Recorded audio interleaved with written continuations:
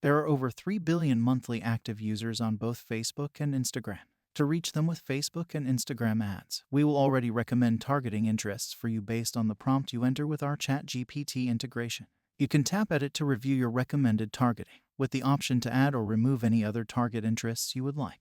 You can also narrow your audience to hone in on your targeting, for example, business page admins narrowed by fitness interest. You can even remove any targeting to leave it wide open and let the algorithm help you find your audience. You can build a retargeting audience in a tap or select one of your existing audiences from your Facebook ad account.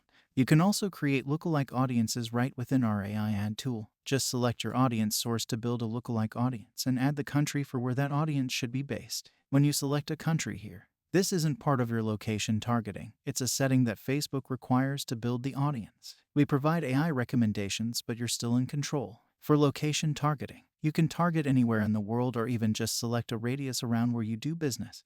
We provide you with AI recommendations and tools to find your audience on Facebook and Instagram.